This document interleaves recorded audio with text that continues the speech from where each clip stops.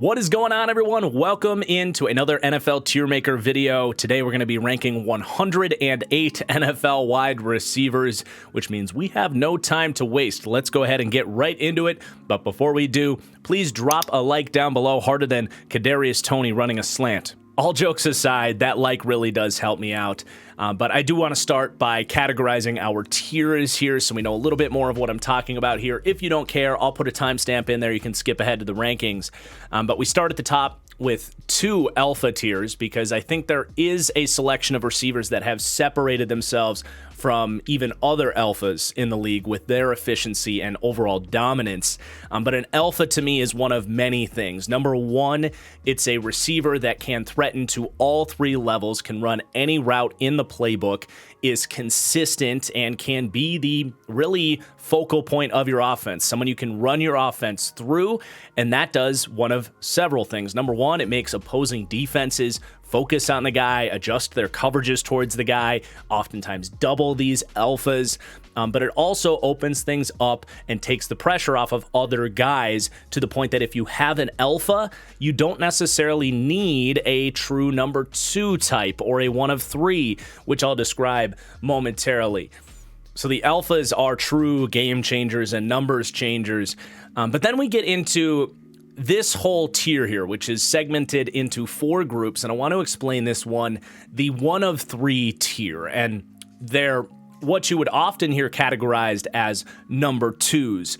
But the more I've kind of studied and thought about NFL team building and seen the way a lot of these teams have gone about it is if you can't have an alpha who, like we said, is going to just open things up in so many ways, you really need three number two wide receivers. And specifically, you want to build these guys with complementary skill sets. So I really wanted to categorize these into the kind of types of receivers that teams are looking for. And if you don't have an alpha, a lot of these teams are looking for their X wide receiver, that bigger bodied perimeter guy, a true deep threat to take the top off the defense and provide explosive plays down the field. And then your kind of slot utility guys, someone that can line maybe inside and outside, a little bit more run after the catch, short to intermediate stuff. There are going to be some unique exceptions within this, but I think that categorizes this pretty well. And then also within this are some younger players that are potentially trending up towards becoming alphas, but aren't quite at that level yet. But I think they have the overall skill set to become alpha type of wide receivers. And then you have your true number fours, and these could be, for a lot of teams, number three wide receivers, but they're guys that I would say it's okay if they're your number three if you also have like a fantastic receiving running back or a tight end or something like that is actually your third weapon within the offense. So the one of three is kind of one of three of your weapons, not necessarily of your wide receivers. But these true number fours might also be guys that are currently number twos or number threes, maybe even number ones on their current teams. But that's me saying here in this video, hey, I disagree that they should be viewed as a quality starter and probably should be more viewed as a backup and a rotational wide receiver, a number four type. And then you've got more of the prospects. These are guys that aren't quite in this quality number two territory, but I'm not going to lock them in as number fours forever. But these prospects are probably like playable number four, number five wide receiver types right now, categorized into prospects I kind of believe in to maybe become a part of, these tiers up here. And then prospects that I'm honestly just kind of losing faith in that I wouldn't bet on necessarily. And then we're going to have a couple wide receivers that I wanted to highlight as huge liabilities for their teams that need to be either cut or benched. So let's go ahead and get started. And the first one in this tier maker here is going to be Jordan Addison. That's a really tough one to start with because he is a young player and he's ascending. But for me, because of his size, I just don't know that he's ever going to be an alpha. And he's not a burner either. Now, he's been fantastic. I'm going to put him in the slot/utility. Utility being, he can do a little bit of everything for you. He can also function as a deep threat, so you could put him in there as well. But I think he's already shown to be a one of three or a number two wide receiver. I don't know that he'll ever be an alpha, though. Just because he isn't the biggest or fastest guy, but he's been very impressive. Then we've got Brandon Ayuk, and I'm going to put him in the 1 of 3 with alpha potential. He has not really had to be the focal point of that Niners offense. He's having a career year here, but a former first-round pick. He's got size, speed, incredible route running, great run after catch.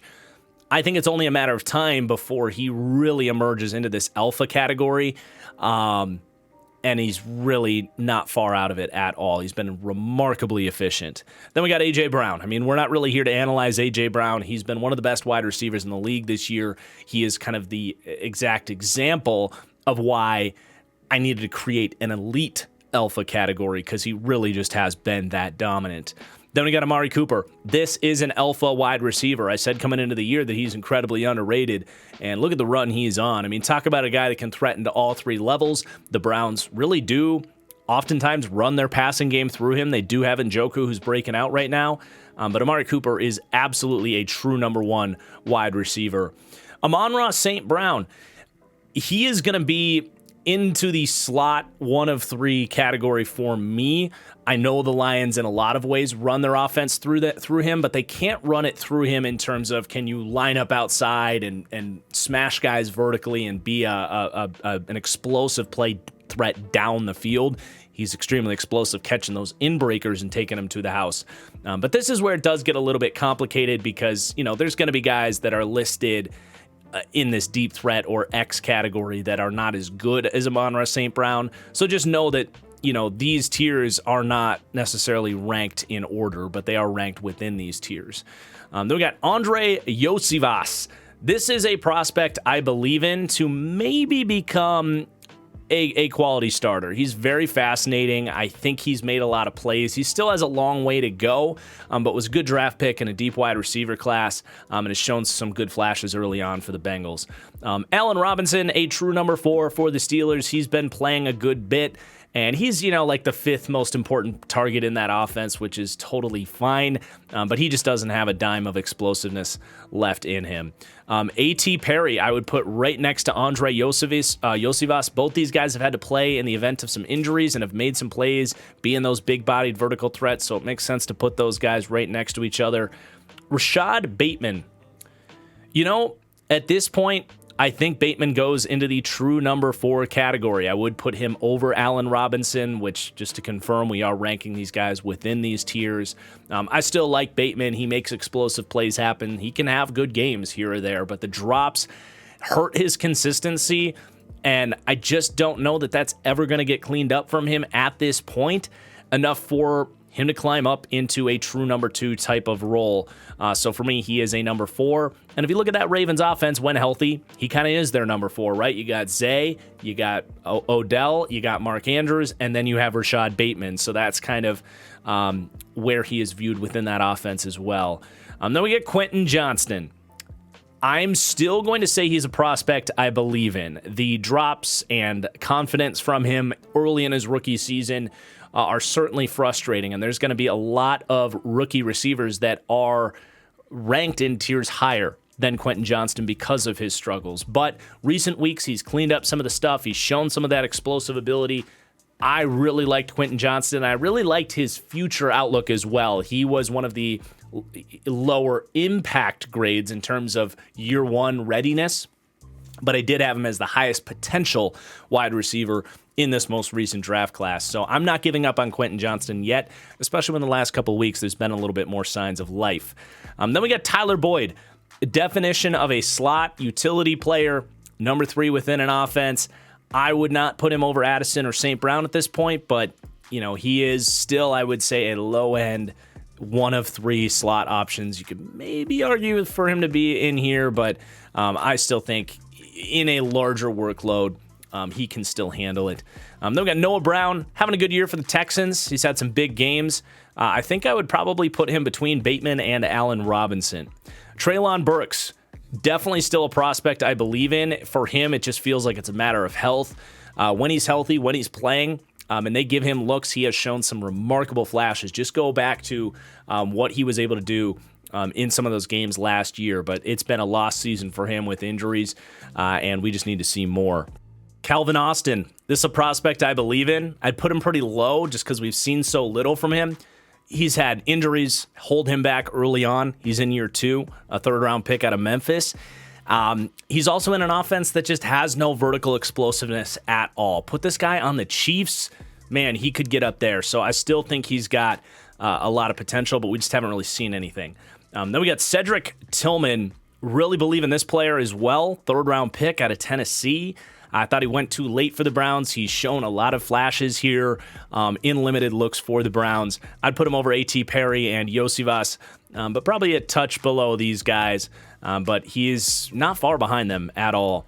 CeeDee Lamb.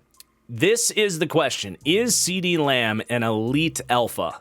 And this is honestly where I want to pull up the PFF stats. Shout out PFF Premium. If you want the best place for all, grades, analytics, metrics, PFF Premium is going to be the place to get it. And I love referring to this when I'm on the fence about stuff. But Lamb's having a monster season. He's only gotten better. He has just 4 drops on the season. His contested catch percentage on his career is almost 50%. He's been incredibly dynamic after the catch. He's averaging 4.7 yards after the catch. He's on pace for 1,600 yards, double-digit touchdowns. I go really back and forth. Like, is he truly in that A.J. Brown, Tyreek Hill, Justin Jefferson category? I think I'd probably leave him just short of that, but he very well might end up as my highest ranking alpha wide receiver. What a year he's had. Okay, DJ Chark. If you asked me this 2 years ago, I would have said he's up here and can be a 1 of 3. And the way he's playing the last 2 weeks, he's been that guy. But the consistency just has not been there. I'd rather have him over Allen Robinson. And honestly, with what he's shown lately, I'll put him over these guys. He hasn't been able to stay healthy. He hasn't been someone you could truly count on as a number 2. Brandon Cooks is going to be in this 1 of 3 as a deep threat. Still love Brandon Cooks, so the fact that the Cowboys have him as a complement to CeeDee Lamb is a huge asset there. Then you got Curtis Samuel. I think he still would be in this 1 of 3 category as a slot option. There's only so much of the pie to go around there, but he's been effective when they do target him. Then you got Wan'Dale Robinson. If Curtis Samuel's in this group, I think Wan'Dale, the slot guys, I did intentionally put them at the bottom because most of these guys aren't going to look quite as good as your X's and your deep threats. But I do think Wan'Dale is shown to be really efficient when healthy within that Giants offense. He's a playmaker. He's kind of that ideal, third or fourth piece, right? So I think Wan'Dale, believe it or not, actually belongs in this category. It's a player I was wrong about, too. I wasn't a big fan of that pick when they made it, but he's shown really good hands. He's shifty, a good route runner, and has worked out overall for the Giants. They just need some of these other bigger-bodied pieces to climb up the rankings as well. Then we got Deebo Samuel. He is an alpha for me. He's one of the more unique alphas in the league because of his skill set. But we've seen them run their offense through Deebo. He really does have superpowers at the position that just make him a handful. He does demand a certain level of attention from the defense because if you don't swarm him after the catch, he's a missed tackle away from taking it to the house. He's a true game changer, and even if he's going to be probably the worst route runner in this group and isn't even a better route runner than a lot of the number 2 type of wide receivers, he brings so much else to the table that I do still consider him an alpha as opposed to a slot utility player. Maybe that's controversial, but this guy was in consideration for Offensive Player of the Year just a couple years ago. Greg Dortch, I wanted to include him on this list. He's a good player for the Cardinals, man. Every time they call the 5'7" wide receiver's number, he makes plays. So I wanted to include him, give him a shout out. They got Romeo Doubs. He's either a true number 4 or a prospect you believe in to maybe be kind of a utility route runner type. I'm going to put him in with the true number 4s, probably ahead of DJ Chark. The one thing with him, and if you're going to get into this category, you need a certain level of consistency. That's it with Doubs, and it's the hands. He loves to be a hands catcher. which sounds silly every time you say it, but not every wide receiver sticks their arms out, plucks the ball with their hands rather. But it has come at the cost of a ton of drops from Romeo Doubs, and it's hurt his overall consistency. I think you can make a case that he's a prospect that you still believe in as well, to maybe get up into this category. He's a tough one for sure, but I'm not necessarily sure that he's going to get up to be kind of a true number 2 type. I think he is like a 4. Then we got, and once we see some of the other names that file in here, it'll make a little bit more sense. Then we got Demario Douglas. I mean, look, he's just like we said about Wan'Dale Robinson. He is perfect within this slot utility role. He's like the only guy that can create an ounce of separation for the Patriots. He was insanely productive in college. He was dotting guys up at the Shrine Bowl. I know it's a small sample size, but I've really seen a lot to like from Demario Douglas to say that his floor is that of a kind of slot utility player. Then we got Drake London. He is the definition to me of a X, high-end X wide receiver. I don't think he's an alpha, but he is a starting, like a high-caliber starting X wide receiver with his size. Got to shout out his basketball skills, too. Like, the way he runs routes, the shiftiness, you can tell the dude has the footwork to actually separate, his ability to box guys out and win at the catch point. Drake London's awesome, man. If he had, if he had better wide receiver play, maybe he could climb up into this category, but I think he's pretty safely sits here as one of the better just true X wide receivers in the league. Then we got Devonta Smith. He, to me, would go here next to Brandon Ayuk. I would put him behind Brandon Ayuk. But, without A.J. Brown there, I think we may have seen Devonta Smith be more like a CeeDee Lamb, for example. But it just, the week-to-week consistency hasn't been there from a production standpoint. Love Devonta Smith, though. The fact that the Eagles have him as their number 2 is insane. Then we got Dyami Brown. Prospect I believe in. Look, I still like Dyami Brown. He's dealt with horrible quarterback play. He has had some drops issues, which are frustrating. But I still think Dyami Brown can be a capable deep threat in the NFL. Shout out my dude, Dyami. Then we got Elijah Moore. And, all right, we're going to adapt this on the fly here. And that's why I like doing these things live. We can talk out the process here. But as I look at Samuel, Wan'Dale, Demario Douglas, Elijah Moore, these are gadget guys. They're a little different than a true slot guy, right? Like, they're not consistent slot wide receivers in terms of the route running and hands and stuff. But they're guys that can be maybe a number 4 that's a part-time starter. You design touches for them and provide explosive aspects to the team. All these guys are kind of undersized and non-traditional wide receivers. So I think that's a proper tier to put these guys because they're better than this group, or at least more useful at this point in time, but they're not quite like number 2s, right? So I think that's a good categorization there for those types of players. Michael Gallup, he has not had the best season. I think, honestly, you put him down here with like DJ Chark, Dobbs, Bateman. At a certain point in time, I would have said he's a starting X. But he just has not been the guy he was pre-ACL, and we're like 2 years into this thing now, so I think I'd put him probably right. It's funny, Noah Brown was the guy that stepped in for Michael Gallup. I think, honestly, Noah Brown's probably shown a little bit more than Michael Gallup. The number one thing I would look for here is contested catch percentage. Noah Brown sitting not quite as high as I thought he would be. 40 last year, 30 this year. Gallup is still in that 40%-ish range, so we will actually go Gallup over Noah Brown. Then we got Gabe Davis. He, to me, is a 1 of 3 deep threat type. Really nothing more, nothing less. And he's just been a little bit all over the map. You could argue he's kind of DJ Charky, but I think he's a better overall player. And the Bills' offense is just kind of weird where they have so many different guys they're trying to get involved. When they want to use Gabe Davis, he's always there for them, usually as that deep threat. Then the Bucs wide receivers are really unique and kind of break a lot of the rules we've set for these. because they're really a one of two type, because Chris Godwin, Mike Evans are better than a lot of the names in here, but I also don't think either guy are true alphas either. So for me, I'm gonna put Chris Godwin right here behind Amon-Ra St. Brown in the sort of slot utility fit, because he does a little bit of everything for them. And then for me, Mike Evans is just the best X wide receiver in the league.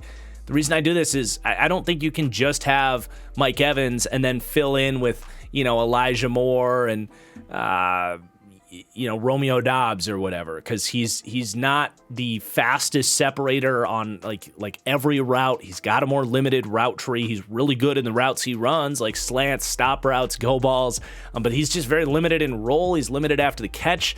Amazing within that X wide receiver role though. So these are two of the best number 2 wide receivers in the league, or non-alpha wide receivers in the league. But let's move on. George Pickens is, to me, another X wide receiver.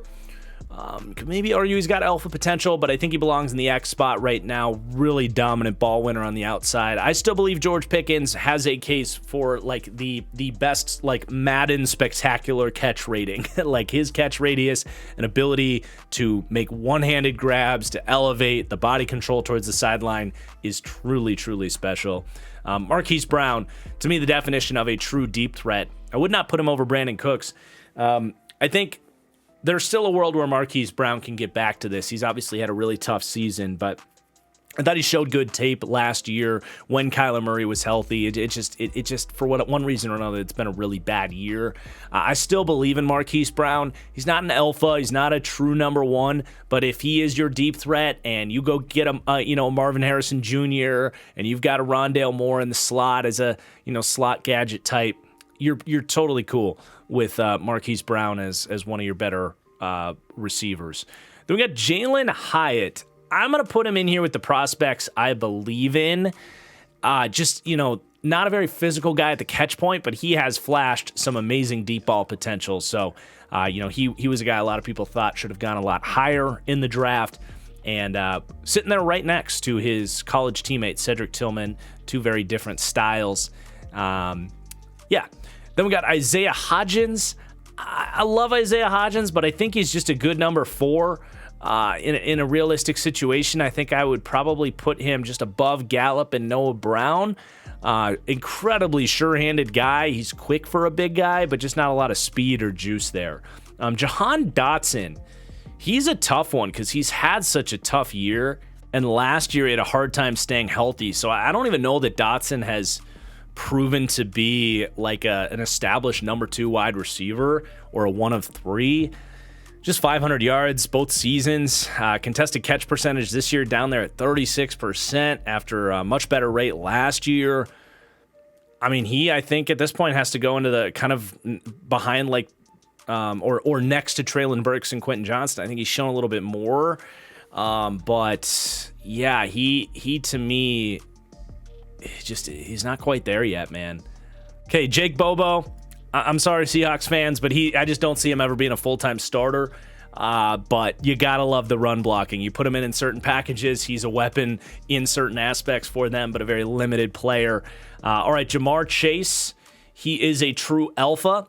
I would put him behind CeeDee Lamb at this point, probably ahead of Amari Cooper. He's got to kind of get back, get healthy, get out there with Burrow and reestablish that, trajectory towards being an elite type of guy. I don't think he's had an elite type of season yet to earn that. Definitely has potential to get up there, but definitely still an alpha and one of the premium receivers in the league.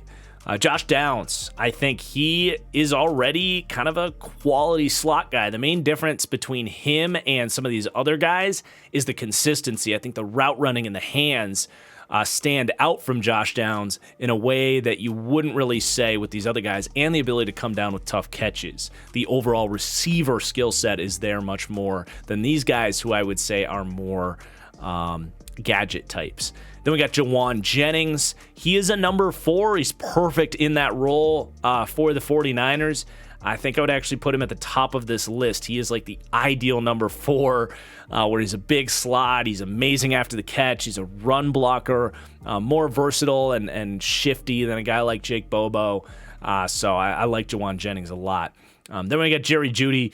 definitely belongs in the kind of utility role, the route runner type kind of. I think right next to Jordan Addison makes sense, but I would have to put Addison above Jerry Jeudy because I think the ball skills are just so much better at this point, even if Judy's a more explosive athlete. Then you got Justin Jefferson. You know what it is. I would put him over A.J. Brown. I mean, maybe that's recency bias with him showing what he could do when healthy last week, but I mean, he is the most complete wide receiver in the league in terms of just, I mean, completeness. Obviously, that's redundant. Let's move on. Juju Smith-Schuster to me is a number 4. I would put him right there kind of with Allen Robinson, a veteran that's starting that you can kind of take him or leave him. Jackson Smith and Jigba, he definitely belongs in this group right here. More of the slot than the utility type here, but he's been awesome. And he can step outside and do some stuff. So just, I think it's the right overall categorization of him. I still would be surprised if he became an alpha type. He has made a lot more spectacular contested catches than I really ever saw from him at Ohio State or expected him to make. So that's reshifting my thoughts on him a little bit. He lines up outside in the Eagles game and beats, I think, Bradbury on the outside for a game-winning touchdown. So, he's shown a little bit more than he did at Ohio State. But for now, I think the Amon-Ra St. Brown comp on him is holding up, and he's been really as good as advertised in his rookie year. Jameson Williams, I think you got to put him with these really kind of high upside prospect types. I think he very much could get here. It just has not been there consistently. I mean, a lot of his explosive plays are handoffs in the backfield and quick tosses. He just hasn't really been that anything close to a consistent deep threat. I know Gabe Davis and Marquise Brown haven't either, but they've shown much more than Jameson Williams, who's still very much a prospect at this point in time. I still believe in the player. That's why he's in this category. But I think he's overall been a bit of a disappointment for Detroit. They got Khalif Raymond, definitely belongs in the gadget category. I really like Khalif Raymond. He's an underrated player for Detroit, so I'm really glad we added this gadget category here. He's got some vertical speed, contracted deep ball. He's a nice option for them. Then we got Keenan Allen. I think belongs in the, right there with Chris Godwin, Amon-Ra St. Brown. Versatile, line him up everywhere, ultra consistent. I don't think he's an alpha because he's not really that dominant vertical threat, but I think it's a good spot for him. Khalil Shakir, I don't think we've quite seen enough from him to put him in the slot category. He's more than a gadget player because he is a really good route runner. I think you just put him in the prospects I believe in, and I would just drop him probably right there above Dyami Brown, but has definitely made some exciting stuff happen for the Bills from time to time. Christian Kirk, likewise, belongs in the slot utility, 1 of 3. The Jags are kind of the best example of the 1 of 3 type of offense because you got Christian Kirk, you've got Calvin Ridley we can put in here as well. I think with his lack of ball skills, he also has shown that he's not an alpha. He's not a true number 1. And then I would argue that their other number 3 in that offense is Evan Ingram, the receiving tight end there. So they're kind of a great example of why this tier was created here. And then while we're on that track, Zay Jones to me is the ideal number 4 wide receiver. Again, with Evan Ingram being the number 3 there, Zay Jones is a wide receiver 3 for them, but he's their 4th target. So I think the Jags are the best team to kind of paint the picture of what these tiers really mean. So I'm glad we did them all together. Cooper Kupp, I would put him right behind Debo. Both these guys kind of have superpowers in a way that I would say Keenan Allen, Chris Godwin, Amon-Ra St. Brown don't. Cooper Kupp, the run after catch, the ability to win just ridiculous balls down the field, the chemistry he has with Matthew Stafford. He has elite elements to his game that make him an alpha still. He's had some drops this year. He has not been that elite wide receiver that he was even just a couple years ago in that Super Bowl season. But I think right there next to Debo makes a lot of sense for Cooper Kupp. Allen Lazard, this is why we made the actual liabilities category. One of the dumber contracts you'll ever see was the New York Jets paying a legitimate wide receiver 5, wide receiver 2 money because he caught passes from Aaron Rodgers in a dire situation. Just brutal. You see his true colors when he's not catching passes from Aaron Rodgers. He's a 6'5" wide receiver that thinks he's freaking Demario Douglas, who's 5'8", 180. Does not play up to his size, has no explosiveness to separate, literally nothing after the catch, and is very week to week in terms of contested catches and drops balls at the worst of times. He is a cuttable player. He is on the level of someone like a Zach Pascal. I've always been on that hill. I could not believe the Jets actually paid him money. Very damning of that front office that they couldn't stand up to Aaron Rodgers and be like, look, I know he's your guy, but come on now. We can't just be throwing money around with every player you ever played with. Tyler Lockett could really go in either of these. I still think he's got that deep threat ability and is Brandon Cooks-esque in terms of skill set. So I'd put him in there with the deep threats, but you could certainly make a case that he's in there with this group too. But definitely is a 1 of 3 type of player. All right, Mac Hollins, I think, is a true number 4 or a really nice, like Zay Jones, like a 4th piece to have. They got Bijan, they got Pitts, they got Drake London, and then Mac Hollins makes a lot of sense within that offense, similar to like Juwan Jennings. But Hollins has some vertical ability. He's really big. He can win tough catches. He's an underrated player.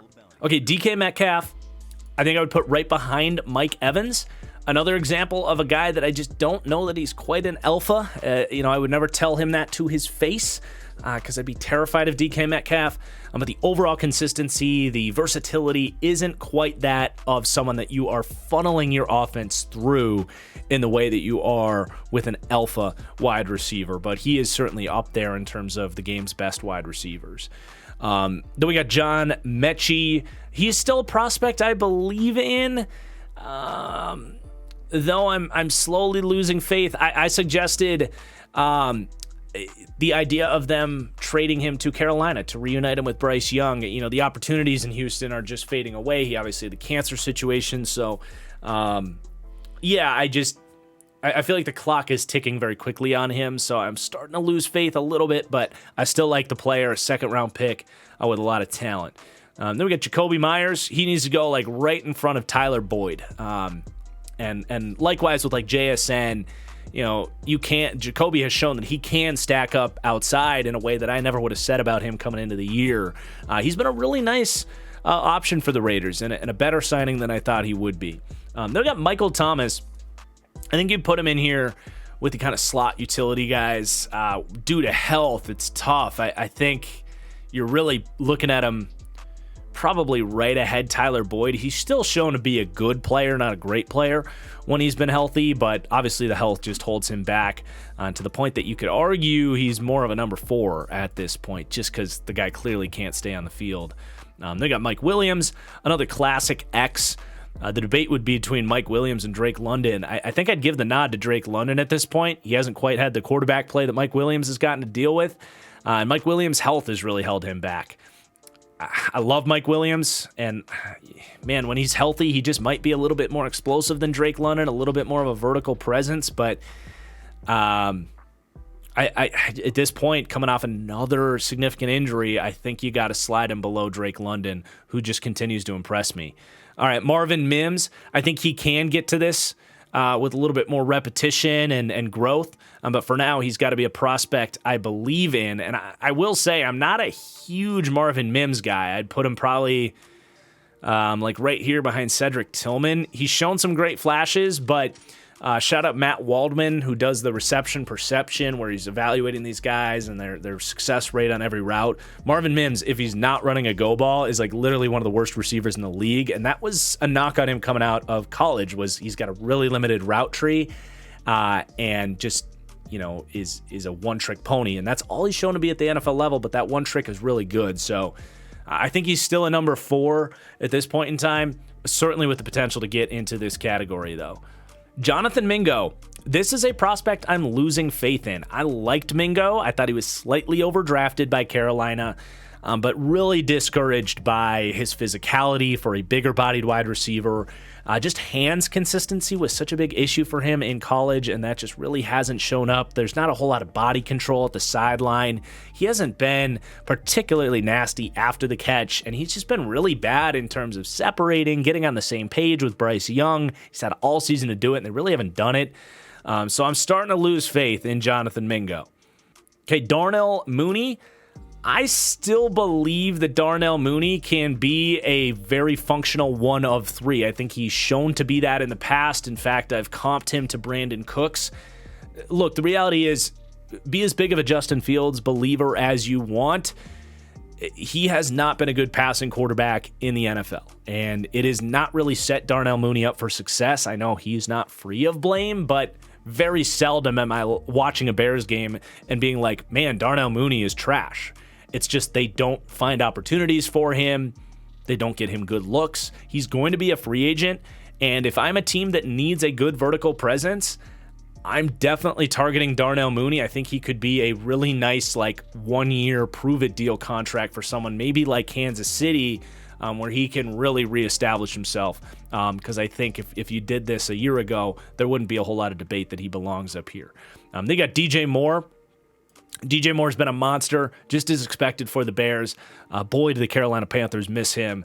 But, likewise with Debo, he's just unbelievably difficult to handle after the catch. But I think DJ Moore brings a little bit more to the table than a Debo Samuel. And I would even put him over Amari Cooper just because of the overall explosiveness. I also think Jamar Chase and DJ Moore are a lot closer as players than people realize. But yeah, he can run routes to all three levels. Incredible after the catch. Definition of a true alpha right there. Marquez Valdes-Scantling. He goes in the true number 4 category. Ironically, right next to like Romeo Doubs, I think with like DJ Chark, Rashad Bateman. Just the overall consistency from him is what keeps him out of this category. I know you can make that case with Gabe Davis. I'm borderline on him, but I still think the highs are a lot higher with Gabe Davis than someone like MVS.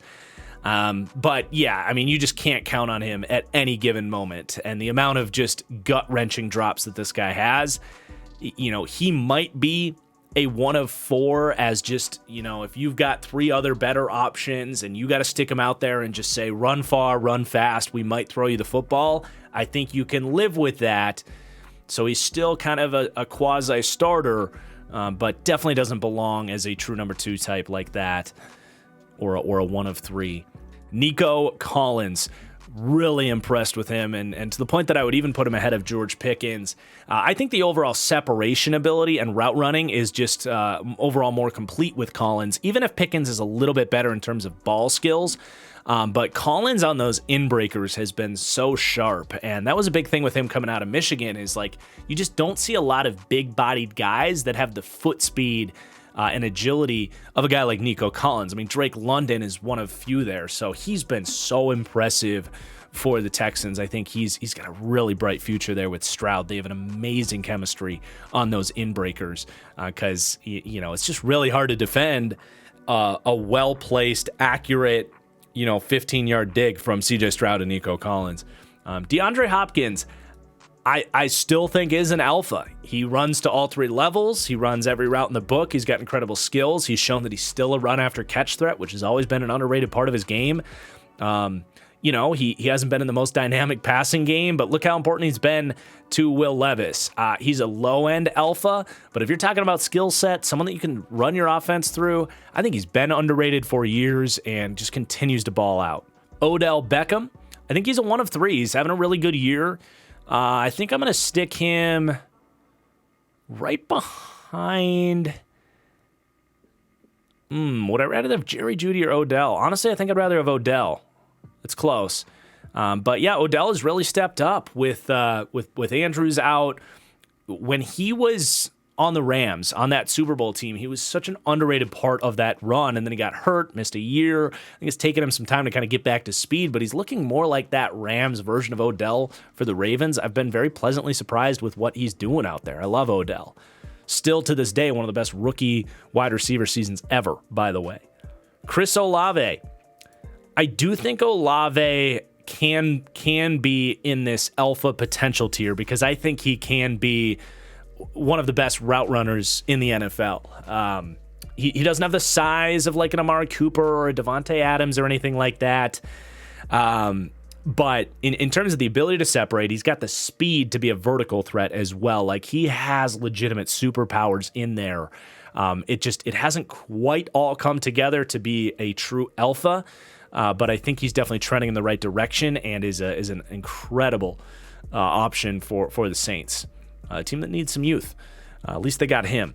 All right, KJ Osborne, very similar to like Zay Jones, Mac Hollins, Juwan Jennings, Romeo Doubs. I think I'd put him. I think I'd rather have Doubs than Osborne. I think he's just a better separator. But I think if he's your fourth, you're fine with it. He kind of just shows up in and out week to week. He has big games sometimes. He has really bad games with drops. Not a superior athlete. Not a like big size guy. He's not undersized necessarily. To me, he's right there like Zay Jones, like the kind of definition of you can start him as long as you have, TJ Hawkinson, Justin Jefferson, and Jordan Addison. If he was in here, the Vikings wouldn't have spent a first round pick on Jordan Addison, right? So he's settled in there pretty nicely. They got Joshua Palmer. I would say very similar things about, honestly, than KJ Osborne. I know he's produced with Justin Jefferson when he sees a lot of targets. I know Chargers fans like him. But to me, he's not a one of three type. He just doesn't have the physical traits to be there, and I'm not comfortable with that. Devontae Parker, got to put him down here. Like, man, I mean, he's been an actual liability this year, but the entire Patriots offense is tough. I'll give him the benefit of the doubt to just drop him at the end of this tier. But, yeah, Devontae Parker has been a tough watch this year. Tim Patrick, he's tough because he hasn't played in 2 years. And I think for that reason, you probably drop him down here to, like, the top of a true number 4. He's really tough. I almost don't want to rank him because when he's played, I'd put him right there and have no qualms about it. But the dude he literally hasn't played in 2 years. So, I don't know, man. I don't want to rank Tim Patrick. You saw where I put him. Okay, Alec Pierce, he's tough. Like, I know that he's a 4. He's been solid. I'm kind of losing faith, though, that he can be more than that. Talk about week-to-week inconsistency. 1 week he's physical, 1 week he's not. 1 week he's dropping the ball, 1 week he's not. He certainly hasn't given the Colts any confidence that they can move on from Michael Pittman, who I'll talk about in a second, who's a pending free agent. I mean, I'd either put him here and just lock him in as a 4 with like Rashad Bateman, or put him down here, which is saying I think he can play. Like, he can put him out there as a wide receiver 4, but I liked Alec Pierce, but he has been, and like this week, like they lose Pittman for the week, and Pierce just can't step up. So I'm kind of losing faith in Pierce. I'd love to be wrong, but I'm going to put him there. And then, yeah, Pittman has been incredible this year. He's about to get the bag, and the Colts should give him everything he wants. He's been very Chris Godwin-esque, where he's winning tough catches on the outside, but really his ability to win slants and crossing routes and the run after catch is super underrated. He's been a beast. You could argue he's an X. Really, with the way they use him, he's more of like a Chris Godwin, like I said. But you could certainly put him in there. It doesn't make much of a difference to me. Then we got, let's move Patrick over there. We got Puka. Where do we put Puka? I mean, I think I'll probably drop him right there. Tough to say, like, what really is his upside? He's not quite as big as Cooper Kupp. I don't think he's quite as great as Cooper after the catch. He's close. He's tough. You could put him in there. I would still bet against him being an alpha type of dude, but I mean, can he be a Keenan Allen and Amon-Ra St. Brown consistently over time? Absolutely. I think I would put him here, like behind Michael Pittman, within this kind of slot utility. Like, he'll play outside, he'll play from the slot. But what a freaking year for Puka, man. Could break the rookie record here in the last 2 weeks. All right, Jaden Reed. I mean, if Josh Downs is a viewed as a good starting slot guy. I think Jayden Reed should as well. Both these guys were prospects I liked. They've been impacts. I think within this role, you're cool to say that they can be a one of three. I think Reed's been a real hit for Green Bay. Then we got Tyreek Hill. He goes up here, and I mean, this is just a matter of preference, right? I think in a vacuum, I'd rather have Justin Jefferson, but if you give me the combination of Mike McDaniel and Tua within that offense, it's Tyreek Hill. I'll just go Tyreek because he's in legitimate MVP considerations this year.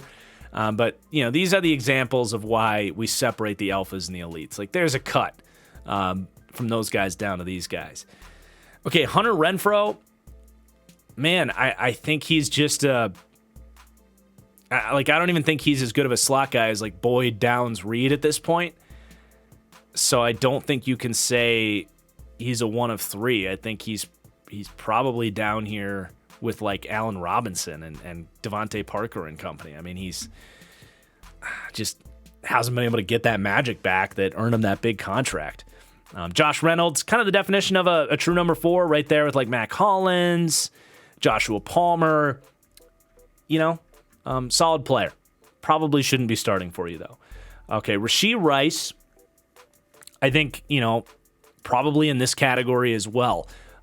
He still, to me, has not shown that he can line up outside and stack and be a true, like, X type of guy. But I think he's certainly shown enough that he can be a one of three. He can, win over the middle of the field, the run after catch, the drags, the screens, the slants, that kind of stuff. These three guys, I think you feel very good about them as one of your 3 starters. Just maybe not the upside to be an alpha type or even an X on the outside. But then you got Robert Woods. I think, he's a trending down number 4 type. I still think he's better than like Allen Robinson, probably better than Juju at this point, but we'll put him in there.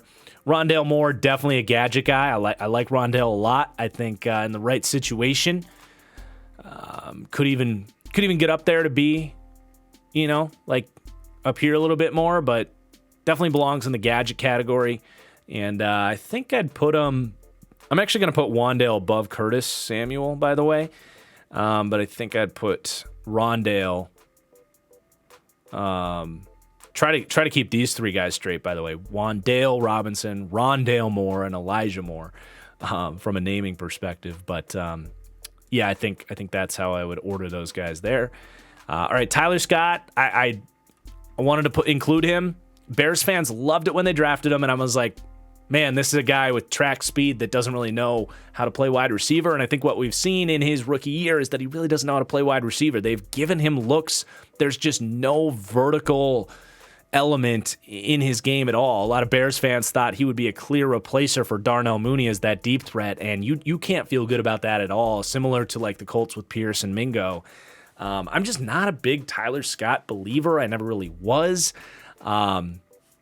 And maybe that's confirmation bias, but I really don't think he's shown enough other than that one run after catch he had a couple weeks ago to kind of get them in a position to win that game late. I think that was the Lions game. Could have been a different game. I don't know. It all blends together at this point. But then we got Stefon Diggs, who has been a little bit more quiet this year. I still think I'd put him, just based on his track record the last couple years, I'd still put him above DJ Moore, Amari Cooper, but certainly isn't, an elite guy at this point. Rashid Shaheed, I believe in Rashid Shaheed quite a lot. Honestly, even more than like Mooney and Gabe Davis. Every time he gets quality looks, he converts them. He's a great separator. He's got incredible speed. He's a real asset for the Saints. They just haven't quite fully tapped into him yet. A little bit of that has been offensive line. A little bit of that has been Derek Carr. A little bit of that has been health for Rashid Shaheed. But he's a really nice piece and underrated in a lot of ways. Sky Moore, next up, I think you probably put him down here in the prospects I'm losing faith in. I'm going to put him below Pierce and Mingo. I mean, just everything that he was supposed to be, this high floor guy, was super productive, a route runner, sure hands. None of that has really been there for Kansas City. I'm not completely giving up on him. He's on the injured list now, but You see him giving up on that route against the Packers. Mahomes ends up throwing a huge pick in that game, thinking Sky Moore's going to keep running, and it's just like, man, the mental side, the physical side, none of it's really come together for Sky Moore. I'm starting to lose faith.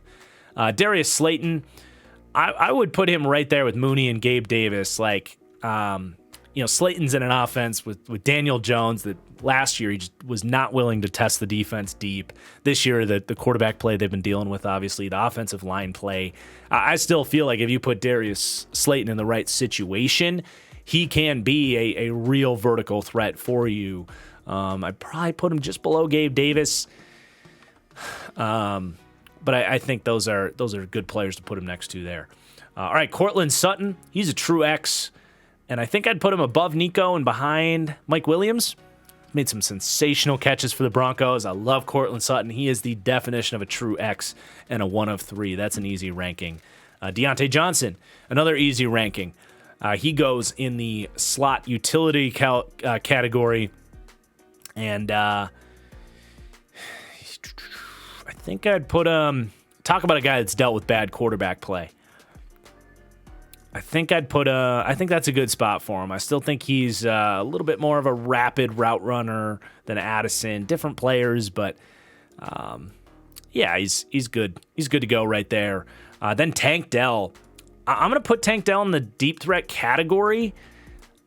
Definitely a 1 of 3. I mean, what a find he's been. He's very Brandon Cooksy-in, where he's undersized, but entirely Lockett-in, for lack of a better term, where he is undersized, but he has made some really impressive catches for the Texans.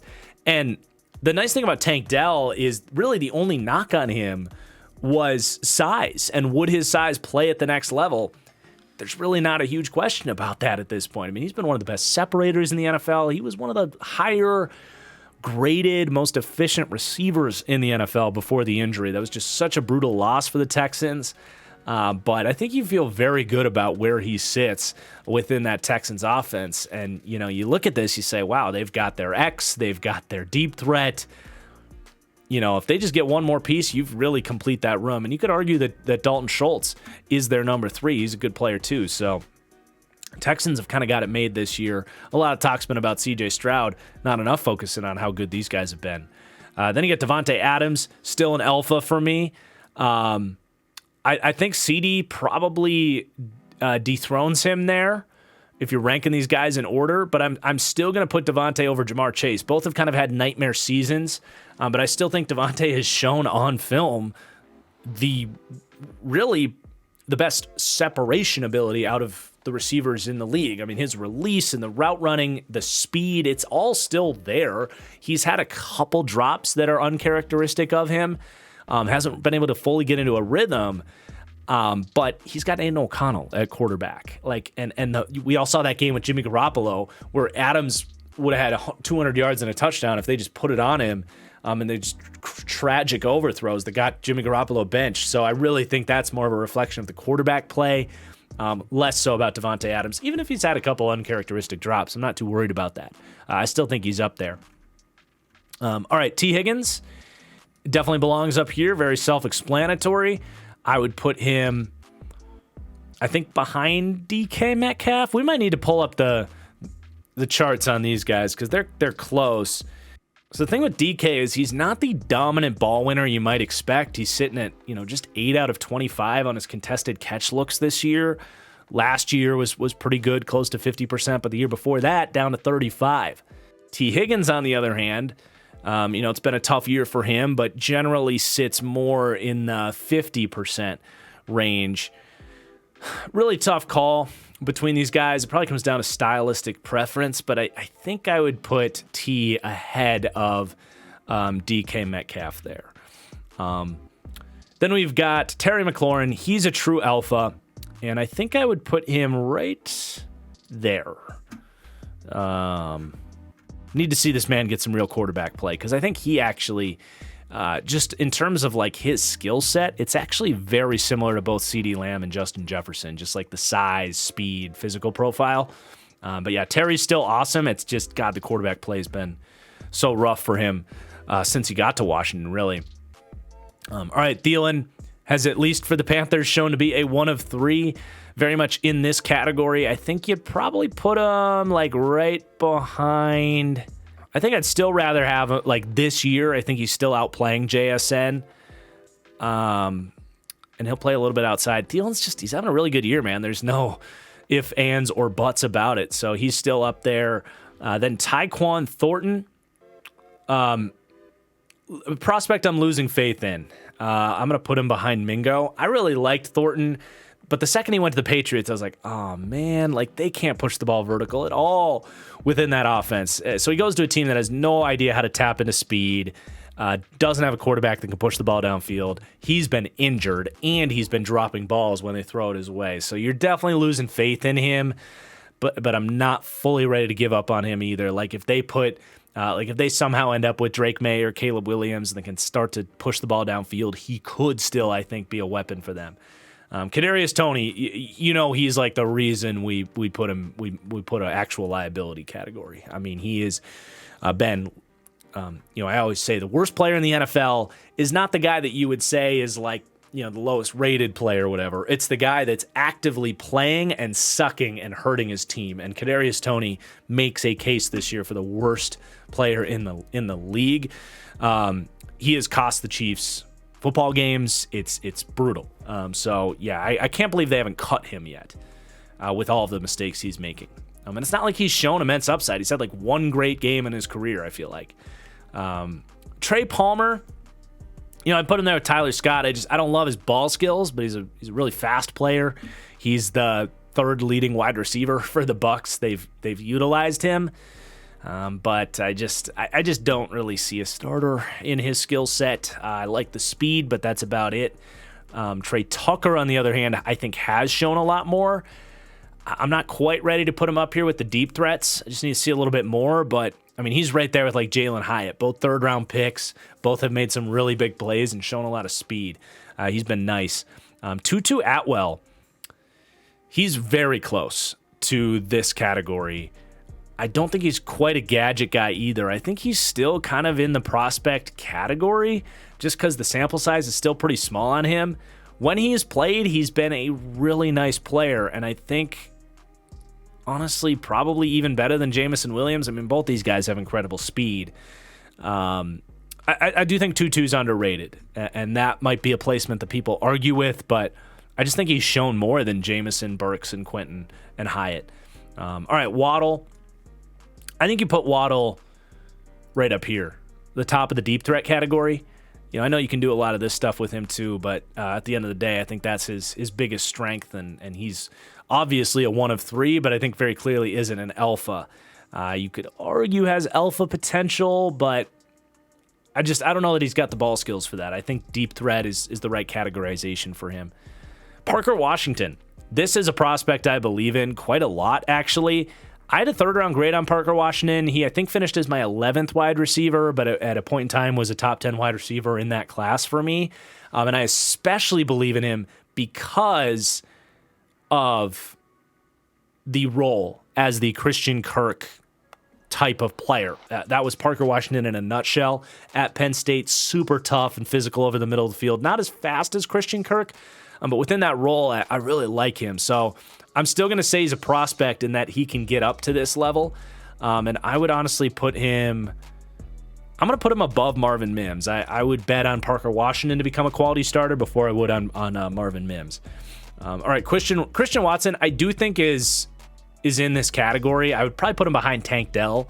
A little bit streaky, but a lot of these deep threats are. I think he's more reliable than like an MVS or a DJ Chark. For him, it's very health related as well. But I mean, his highs are awesome. Then Dontavion Wicks, I think I'd probably put him next to Romeo Doubs, or at least in this tier. Probably not quite on that level yet. I think you'd probably drop him like right there ahead of Greg Dortch, but I was wrong about Dontavion Wicks. I thought, he had no explosiveness in his final year at Virginia. I did not like what I saw from him at the Senior Bowl. I didn't think he could separate. What I was sleeping on was the physicality and the kind of springiness in his lower half that he has. He has really brought a fun skill set to the Packers. I think he's their best true at least down the field run after catch threat, like the ability to catch a ball, bounce off a guy, fight through traffic down the field. He's been a real weapon, and he's been a difference maker in a lot of these games for Green Bay. So, Green Bay is sitting here with a lot of fun pieces. I don't know that any of these guys can be an alpha, but they've got legit guys to throw to, and they've got depth and the tight ends there too. So they've got a lot of fun pieces. Garrett Wilson, this is why we have this tier right here. I think I would still put him over Brandon Ayuk just because the opportunity is so different. Garrett Wilson did unbelievable things with Zach Wilson and company year one, and then this year he's still, with even worse quarterback play, has persevered for a solid season. I think if we got to see this year with Aaron Rodgers, Garrett Wilson's like right here, like right here or here. I think he would have gone absolutely apeshit this year. So I still believe in Garrett Wilson. The second he gets good quarterback play, the film doesn't lie with him. Michael Wilson, definitely a prospect I believe in. Just hasn't played quite enough. But I was a huge Michael Wilson guy. You can go back to my draft analysis on him. I had him over, Tillman, over Hyatt, over a lot of these guys, and I still believe in him. I would even put him above Jalen Hyatt. Incredible route runner. He's struggled to stay on the field just as he did at Stanford. It's the big knock on him. But the kid can play. I think he could be even like a low end number 2 if they get Marvin Harrison and company. So I'm a big Michael Wilson guy. I still am a believer. We got Zay Flowers. I think you put him in the deep threat category. He's just overall just lived up to. You could either put him a deep threat or put him like right here. Either one. The way they use him is more as a utility player, so I'll leave him there for now. But yeah, he's been sick, man. Love what we're seeing from Zay. And then just looking back on this, I'm glad we did the whole 1 of 3 separation thing to provide a little bit more context for how these guys are used. But if you're looking for a little bit more of a traditional tier list here as well, I figured, hey, let's go ahead and sort these guys a little bit better in that 1 of 3 tier. In terms of how they actually stack up against each other in terms of just raw talent and ranking. So I don't need to re-dive into all these guys, but I figured I should, show you guys how I would actually order them to provide even more context here to this hour-long video. So that's going to do it. I really hope you guys enjoyed the analysis. I'm going to hide my face on the way out here so you can get one last clear picture of the whole thing. If I did forget anyone, which I probably did, there's a lot of names here, just drop a comment down below. You can probably assume a lot of them that I didn't include are going to go in this true number 4 tier, but I'll try to get back to you if it's otherwise and it's someone that I definitely forgot and should have been up here. I'll let you know where I would have put them if you comment down below. Let me know where I went right, where I went wrong, where you agree, where you disagree. What position do you want to see next? Drop all those comments down below. Please do hit that like button on the way out. Make sure you subscribe for more tier maker videos and NFL draft content just around the corner. Otherwise, thank you for watching, and we'll see you soon. Peace out.